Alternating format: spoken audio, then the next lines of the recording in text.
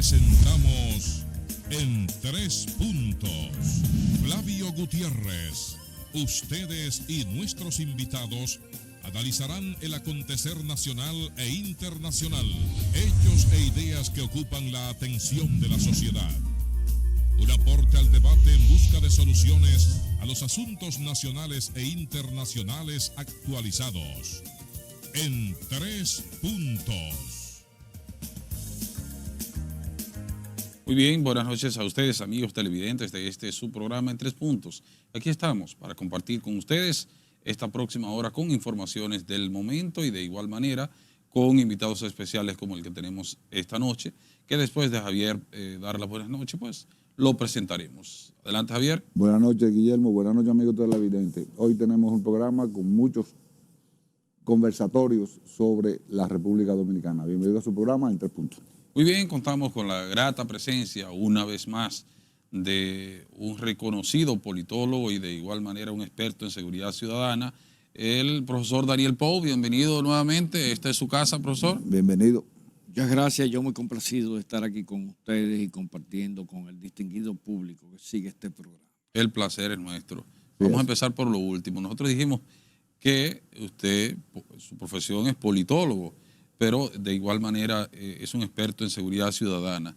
Vamos a ver, profesor, si pudiéramos hacer un balance de ya a final de este año de lo que significa para usted los resultados en materia de seguridad ciudadana que pudiéramos exhibir en el país. Mira, hay que distinguir los momentos cuando usted va a hacer abordaje de un problema. Hay que recordar que el año 2022 fue el primer año de normalización luego de la pandemia. Fue un año con muchas convulsiones porque todos los actores de la sociedad pues salieron a rescatar su espacio. Y cuando hablo de rescatar su espacio estoy hablando para bien y para mal. Empresarios, los delincuentes también salieron a hacer de las suyas, a infringir la ley, porque es una ley natural, es un proceso natural de la vida que cuando el espacio se abandona, viene otro a ocuparlo. Cuando tú abandonas un espacio, viene otro a ocuparlo. Y aunque fue un abandono parcial, hay que decir que eso trajo mucha confrontación. Por eso se cerró un año 2022 con una tasa de homicidio que había subido, se había incrementado en 2 puntos, de 11.1 a 13.1. La tasa de heridos, mayormente heridos con armas de fuego, fue altísima, fue de 29.1, 29.2 por cada 100,000 habitantes. Entonces, el 2023 ya es un año donde indiscutiblemente hubo actividad delictiva, hubo mucha violencia sistémica, que es uno de los problemas fundamentales de República Dominicana, porque el 64% de los homicidios lo aporta la violencia sistémica o violencia social, no la violencia delictiva. Somos el único país en el continente completo que tiene en la tasa de homicidios un porcentaje que duplica en términos de homicidio a la violencia delictiva. Entonces quiere decir que somos un país donde hay una violencia cultural y un abandono de los procesos de civilidad para que las personas logren resolver sus problemas, sus desavenencias de manera civilizada. Este año, aunque no hay cifras definitivas, me parece que no va a ser muy diferente, aunque el ministro de la Presidencia habló de una disminución de la tasa de homicidios, de nuevo a una cifra similar a la del 2021. Y eso no tendrá que ver con la falta de educación de la mayoría del pueblo dominicano? Claro, Javier, claro. Indiscutiblemente, esa violencia sistémica o violencia social es el producto de una noción primitiva, no trabajada en términos de construcción de ciudadanía por la vía de la educación, donde las personas consideran que la vía de hecho es el medio más expedito para resolver las contrariedades. Entonces, tenemos un problema, un déficit educativo, no tan solo a nivel escolar, también tenemos un déficit educativo en términos de formación ciudadana, que es lo peor. Y quizás la gente piensa que de ahí nos radica el problema, pero todos los estudios apuntan a que hemos abandonado la construcción de ciudadanía. Particularmente yo soy del criterio que no se ha hecho la tarea en lo que a eso corresponde. Precisamente ahí va la pregunta. ¿Qué debemos hacer para lograr que la población pueda fortalecer esa educación ciudadana o retomarla, como en un momento pudiéramos decir que estamos más fortalecidos en esa área? Mira, eso requiere un esfuerzo total. Yo he propuesto que se haga una gran mesa nacional sobre el problema de la violencia social en República Dominicana para que diseñemos una estrategia, porque la violencia delictiva y la violencia social, aunque experimentan entre sí una cierta sinergia, no se les puede dar el mismo tratamiento. La ventaja que tiene la violencia delictiva es que tú buscas las raíces y las localizas con mucha facilidad. Ahora, la violencia como cultura ciudadana tienen tan múltiples abordajes que tú no sabes por dónde tú vas a empezar, porque lo que es preeminente en el este no es preeminente en el sur, lo que es preeminente en el Cibao no es preeminente en la capital. O en la línea. O sea, es bastante difícil. Entonces, yo creo que tiene que haber un compromiso de nación. Oiga bien, un compromiso de nación. Y de todas las instancias del Estado dominicano, para empezar a desarrollar una estrategia que tiene que estar fundamentada en la concientización y educación social.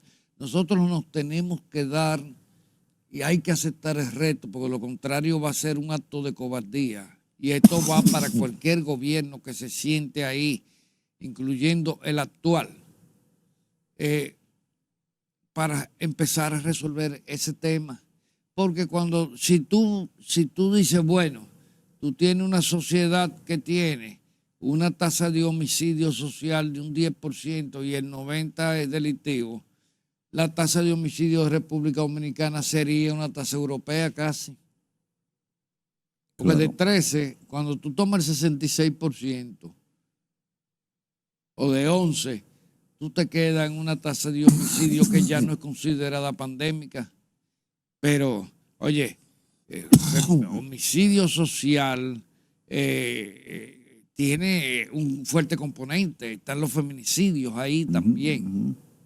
Aunque de todo el universo de la tasa de homicidios, los feminicidios en República Dominicana ofrecen cifras alarmantes porque son entre el 9 y el 11% de todos los homicidios. Somos en eso, tenemos un cierto liderazgo causas en la región. Que se pueden identificar en ese renglón. En ese renglón hay un tema muy importante que hay que tomar en cuenta. Uno es la exclusión de la mujer, la cosificación de la mujer en términos de imagen social, la gran dependencia de las mujeres que no han tenido acceso a la educación, a la economía de un proveedor.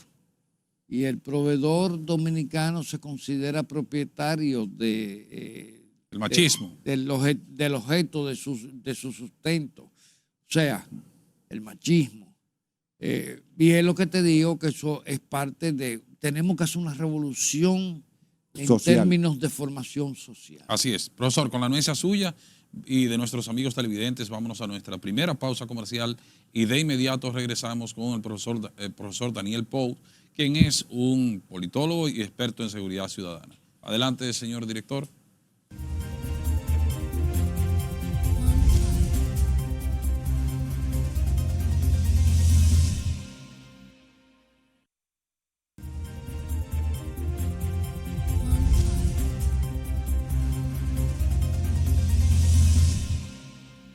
Muy bien, continuamos en este su programa en 3 puntos, pero antes de ello vamos a brindar con nuestro invitado y de igual manera, salud. De manera virtual con nuestros amigos televidentes, con los sabrosos jugos Trica, donde la calidad se impone en una marca que ha hecho tradición en la República Dominicana y en la región también.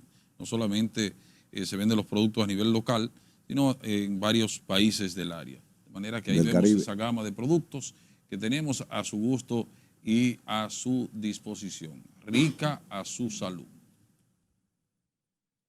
Bueno, vamos a... Rica es un símbolo nacional. Así es. Es una empresa que tiene su historia. Ha echado raíz. Claro, una alta responsabilidad social. Claro. Bien, pues nosotros abordábamos el tema del balance más o menos que estábamos haciendo en el ámbito de la seguridad social en el pasado año. Ahora, yo te quiero redondear la idea. ¿Cuál es la parte más preocupante de lo que es la presencia de nuestro país de actividades criminales? Es el fuerte influjo del crimen organizado. Aquí la mayor cantidad de actividades criminales están impulsadas desde el tema del narcotráfico. El narcotráfico ha desarrollado ejes para apoderarse de sectores importantes de la sociedad dominicana. Ha taladrado todas las instancias institucionales, los organismos de seguridad del Estado, la clase política, el sector financiero. O sea, en la sociedad dominicana es raro el sector que no tiene en mayor o menor medida una presencia incluso financiera de los capitales espurios del crimen organizado. ¿Cómo se puede disminuir? Ahora, bien, ¿qué es lo que pasa en República Dominicana? Que nos concentramos en las políticas de seguridad frente a la criminalidad. Las autoridades se concentran mucho en las manifestaciones, no en las causas. Tú ves, son correctivas, no preventivas. Sí, y atacar las causas. Por ejemplo, nos ufanamos, capturamos media tonelada de cocaína. Bueno, pero y la organización nunca la han anunciado, que estuvo detrás de esa actividad. Nunca la anuncian. Ellos son los protagonistas. La cocaína no es el problema en sí. El problema son los influjos de las organizaciones del crimen organizado.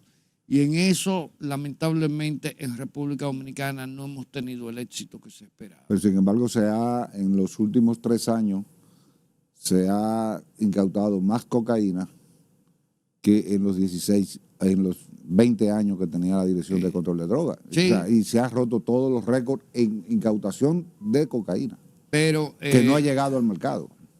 Esto tiene sus ventajas.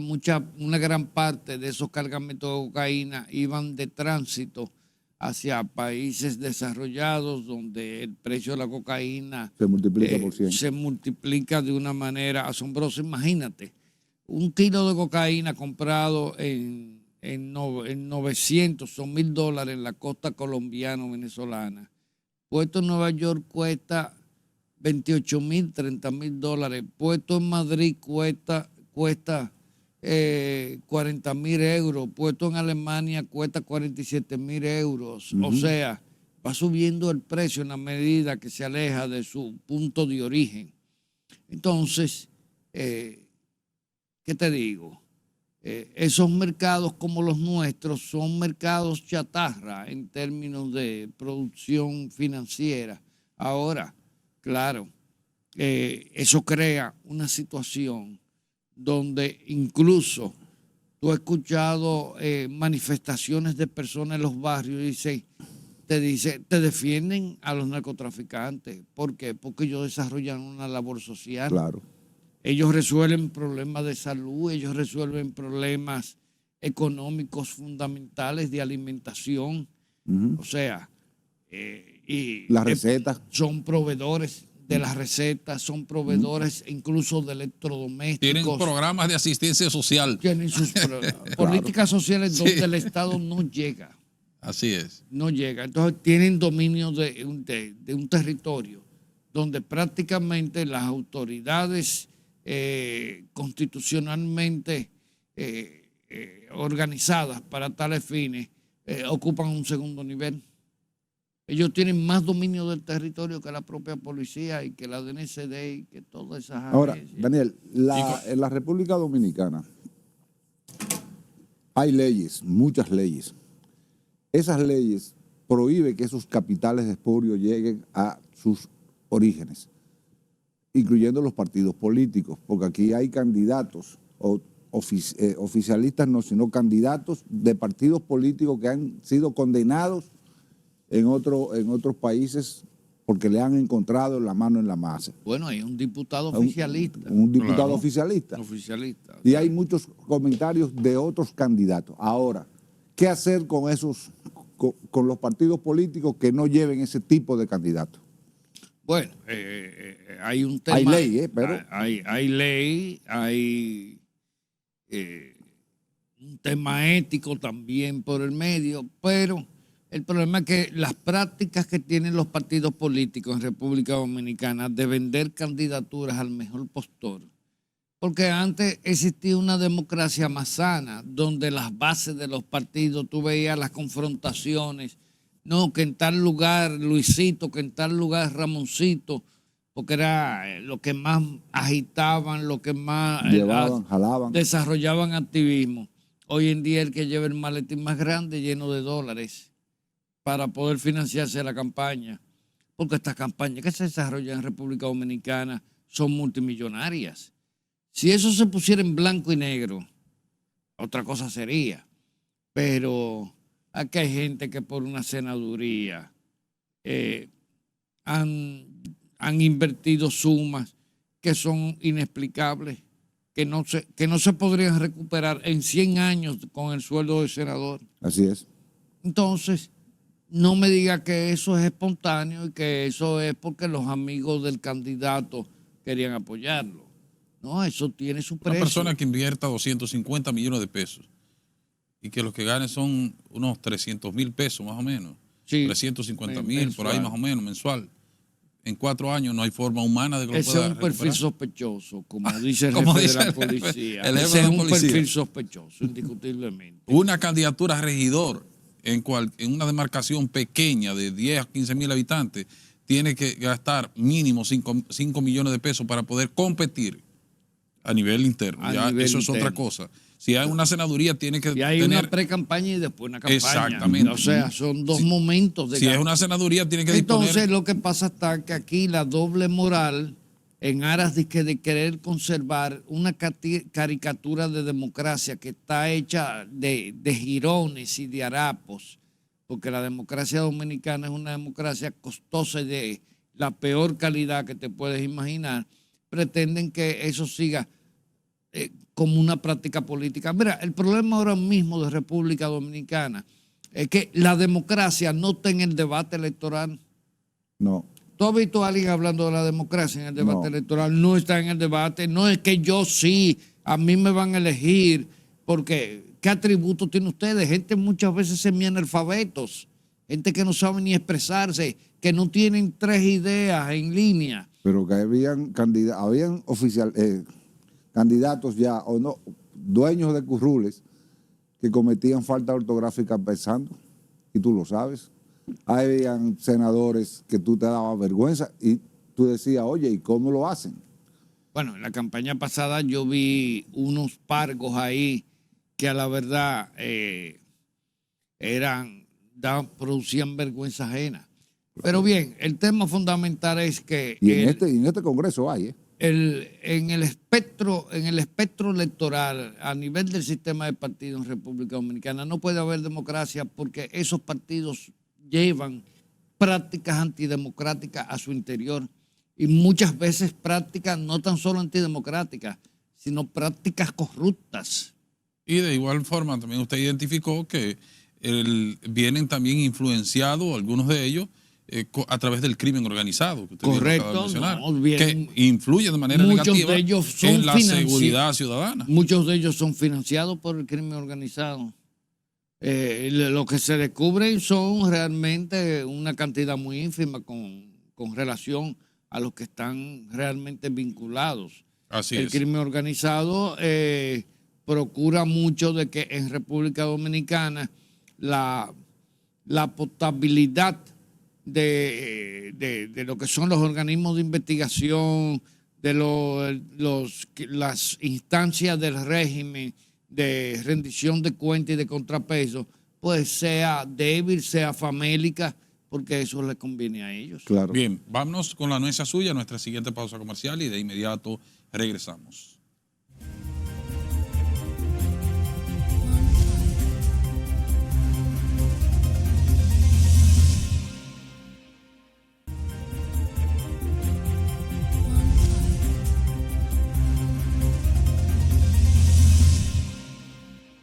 Bien, continuamos con el politólogo, profesor Daniel Pou, y de igual manera experto en seguridad ciudadana. Profesor, ¿cuáles oportunidades? Bueno, usted decía al principio del segmento, cuando iniciábamos el programa, de las debilidades que pudiéramos identificar en el sistema de seguridad de la República Dominicana. Pero nos gustaría ver cuáles oportunidades ha podido usted identificar que el Estado dominicano pueda beneficiarse de ella en el próximo año. Mira, hay muchas oportunidades para potencializar positivamente todo lo que es la estructura institucional en República Dominicana. A mí en estos momentos me tiene muy preocupado el tema de Ministerio Público, Policía y Sistema de Justicia. Definitivamente. Me tiene muy preocupado porque todo el mundo quiere exigirle a la policía que sea efectiva en su trabajo, que no se corrompa, que actúe conforme a la ley, pero cuando encontramos que el Ministerio Público no siempre actúa en representación de la sociedad, que el sistema de justicia asume malas prácticas en la administración de justicia, incluso prácticas deformantes de las propias leyes, en términos de lo que es el aspecto procesal. Tú dices, bueno, pero aquí hay un problema definitivo. Primero, no hay rendición de cuentas ni de los organismos de seguridad, no hay una rendición de cuentas real, un régimen de accountability real en el Ministerio Público. Y en el sistema de justicia todavía hay jueces que están en el viejo Código Penal. Entonces, y otra cosa, para no hablar de las violaciones a la parte procesal. Entonces, tenemos un sistema desarticulado. Es como tú tener en tu casa, en la marquesina, un carro de última generación, pero cuando tú entras a la casa, la nevera de la que se cacha, la estufa de querosene, y cuando te vas a bañar, tienes que bañarte con jarrito. Y el televisor es de tubo. Para completar. Entonces, tenemos un Estado que en algunos aspectos de las instituciones han avanzado, pero en la forma, no en el fondo. ¿Y tú sabes por qué en la forma? Porque los actores del sistema no han avanzado. Y ahí es donde radica el tema. O sea, tú tienes buenas legislaciones, tú tienes buenas intenciones, incluso buenas visiones de articulación institucional, pero los actores sencillamente como sucede con el Ministerio Público, como sucede con una cantidad inmensa de jueces en este país, no han asimilado esas transformaciones. Pero tenemos un caso claro, Daniel. En República Dominicana hay leyes anticorrupción y se mira para otro lado para no aplicar esas leyes. No. Hay controles internos como en Contraloría, Cámara de Cuentas, y no se aplican. Es que yo no me explico cómo aquí, con todo el andamiaje que hay montado, y mira, la Contraloría es eficiente, se pueden producir fraude al erario. Yo no me lo explico. Porque uno que va con una facturita de un trabajo que le hizo al Estado, y tú tienes que llevar ahí todo, hasta el acta de nacimiento de tu papá, de tu mamá, de tus abuelos, y el último centavo que tú pagaste, y oye, ahí te sale todo. Y no me explico cómo se pueden hacer fraude al Estado. Ahí hay una instancia de compras y contrataciones que funciona muy bien manejada, donde las cosas están bastante claras. Hay algunos casos excepcionales porque hay instituciones que son autónomas y no están regidos por el sistema de compra y contrataciones, que no entiendo por qué, porque al final de cuentas son instituciones del Estado. El estatal. Entonces, yo no entiendo. Usted, profesor, hablaba. Ahora, lo que más me preocupa a mí, dentro de todo este contexto, y es una aseveración que arropa a todas las instancias institucionales del Estado, es la excesiva discrecionalidad con que muchos funcionarios del Estado, del gobierno centralizado y del gobierno descentralizado, manejan los recursos. Y no es tan solo en términos financieros, sino hasta en términos de personal.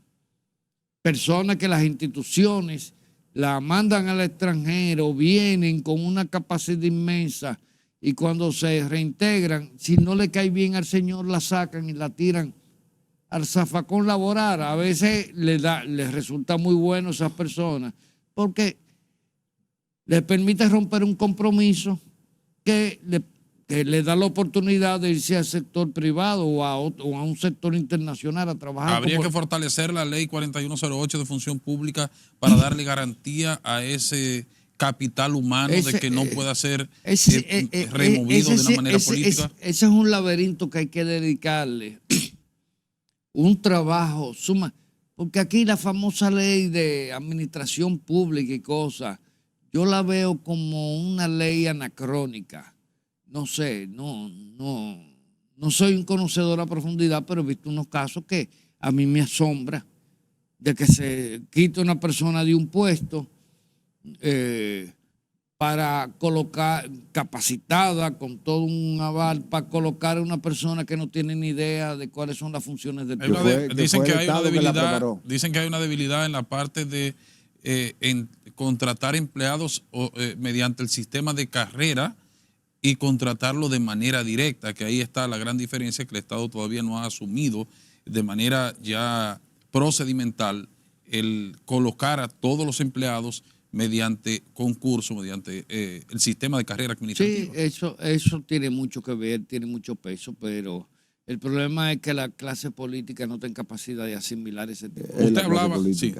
El origen del problema es la clase política. Así es, tiene que haber una voluntad política para que se pueda resolver eso. Usted decía, profesor, de diríamos, de ese engranaje que debe de haber en el sistema de la seguridad, tanto en la Policía Nacional, que son los entes ejecutores, el Ministerio Público y el Poder Judicial. Se ha criticado mucho. Escúchame, y que cada cual asume el papel que le corresponde, porque la justicia se cree que ellos son los que imparten justicia. Precisamente ahí va la pregunta. También en el Ministerio Público y en la Policía Nacional hay esas diferencias, que se dice que la Policía Nacional asume el rol del Ministerio Público, que no juega su papel. En cierta medida. Y la policía asume también el rol del juez. Así es.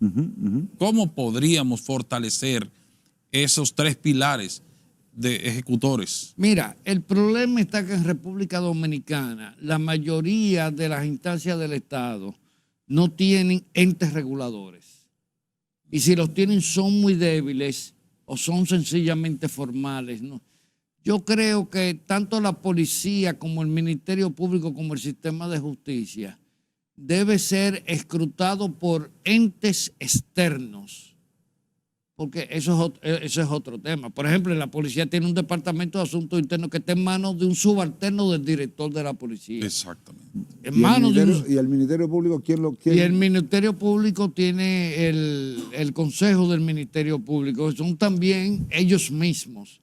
No hay representación de la sociedad. Por eso yo digo que el problema de la democracia, que es un problema tremendamente profundo. Profesor, pues yo me identifico plenamente con lo que usted dice, porque eso, estamos hablando del sistema judicial, del Ministerio Público, de la Policía Nacional, sí, pero se siente, como usted decía, a nivel general prácticamente de las instituciones del Estado que no tienen ese ente regulador.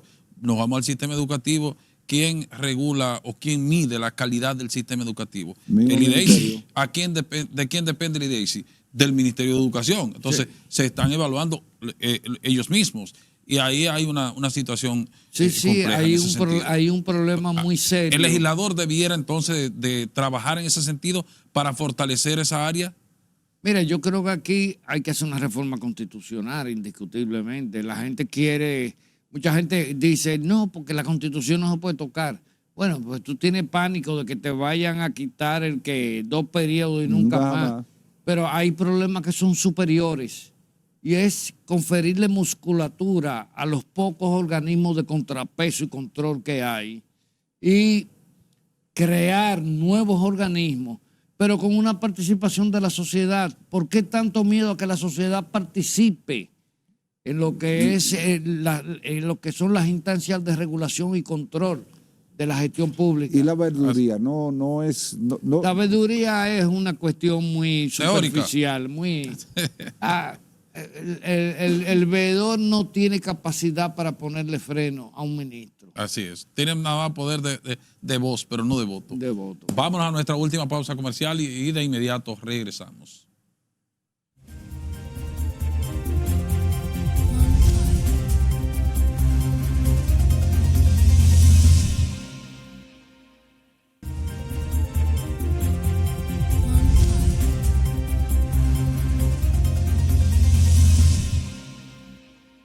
Bien, ya estamos en la parte final con el profesor Daniel Pous, politólogo y experto en seguridad ciudadana. Profesor, nos gustaría escuchar su opinión respecto a la reforma policial. ¿Cómo va? ¿Cómo el avance, el desarrollo de la misma? Bueno, no hay ningún documento que sea lo suficientemente específico para decir de los ejes que se identificaron, cómo va el progreso. Tampoco se conoce el reglamento del proceso de transformación que debió de haberse confeccionado hace más de un año, más de año y medio, tampoco se conoce. Solo se sabe que ahí anda un grupo de profesores, como quien Adriana Zambén a la cabeza, una excelente persona a quien le profeso mucha admiración, pero hay otros aspectos que no lo pueden definir solamente con educación, que es la parte medular del proceso de transformación.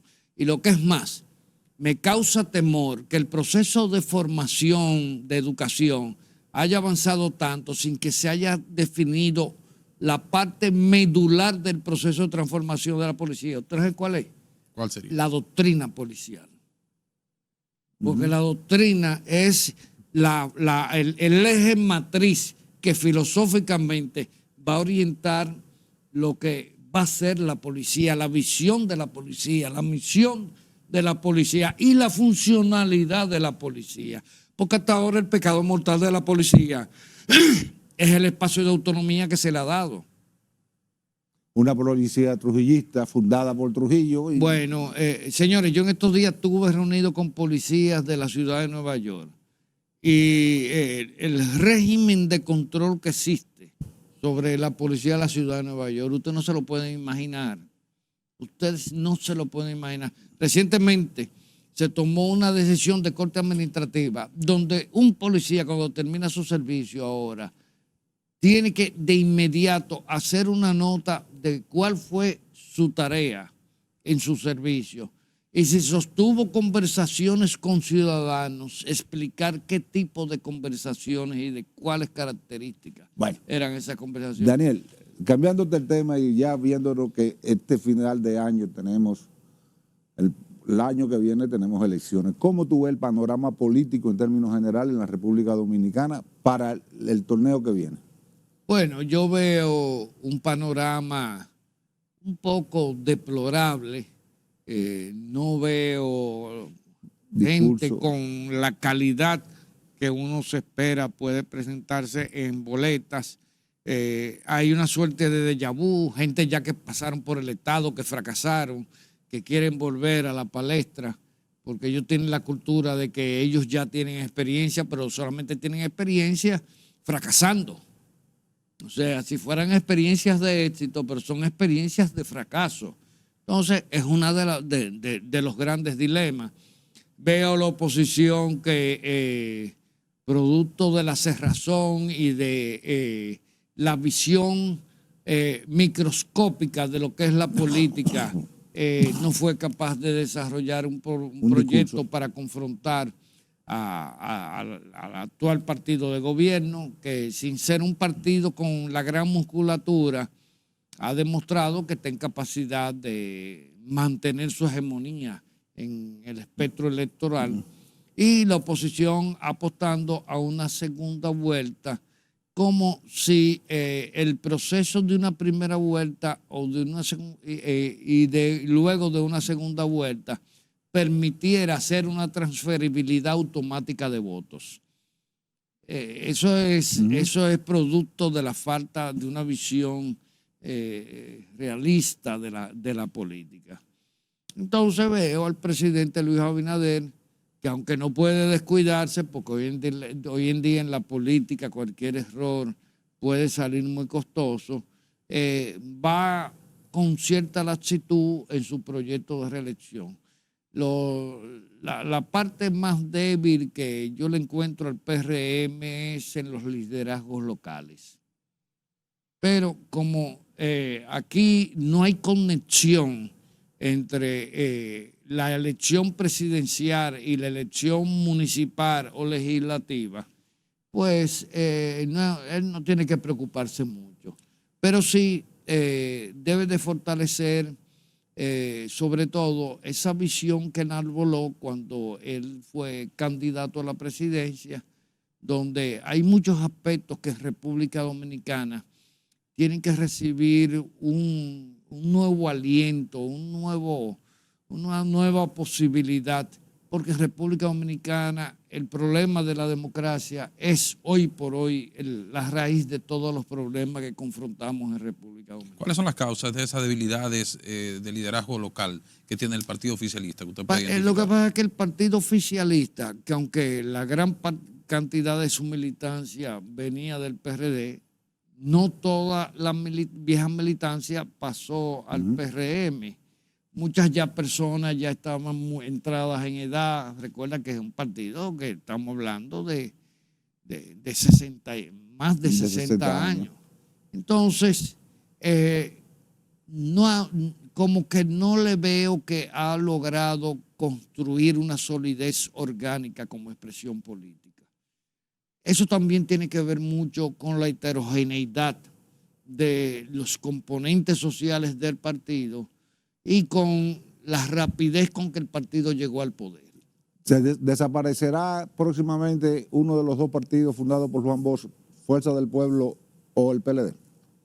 Bueno, pero Juan Bosch no fue fundador del PRD, como se ha dicho. Eso es falso. No, el PLD. El PLD es un partido que se irá debilitando, y la Fuerza del Pueblo, pues, que es una apuesta personal de Leonel Fernández, también se erosionará, porque no se vislumbra que ese partido pueda alcanzar la primera magistratura del Estado, y después de otra derrota, pues indiscutiblemente tendrá alguna vida, alguna presencia en la política, pero con el tiempo va a ir desapareciendo. Y las nuevas generaciones, todas esas organizaciones están llamadas a ser liquidados. Usted dijo algo que es bueno,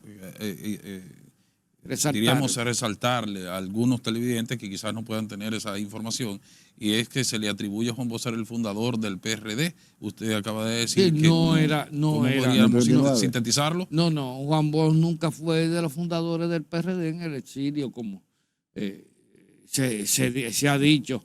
Él fue la persona que logró unificar cuando el exilio empezó a regresar a República Dominicana en torno a él, a las diferentes fuerzas que coexistían en el PRD. Como Enrique Cotubanamá, entre otros. Cotubanamá Enrique. Sí. Jiménez Grullón. Bueno, Jiménez Grullón vino con su proyecto. Correcto. La oposición política, ¿cómo la ve usted de cara a este proceso electoral? Muy famélica. ¿En qué sentido? Vamos a ver. El liderazgo, un liderazgo desgastado como el de Leonel Fernández, encabezando un partido que no tiene posibilidad, y el otro, Abel Martínez, un joven impetuoso del PLD, pero que no tiene perfil. ¿Y la unificación de Estado, ellos? ¿Y la unión de ellos a través de la alianza RD, como le llaman? Esa es una alianza cosmética. Bueno, profesor, agradecido inmensamente de su amabilidad, de habernos permitido compartir con nosotros. El profesor Daniel Poe, politólogo y experto en seguridad ciudadana. A ustedes, amigos televidentes, las gracias por habernos permitido llegar hasta sus hogares. Feliz noche, hasta mañana, si Dios lo permite. Buenas noches.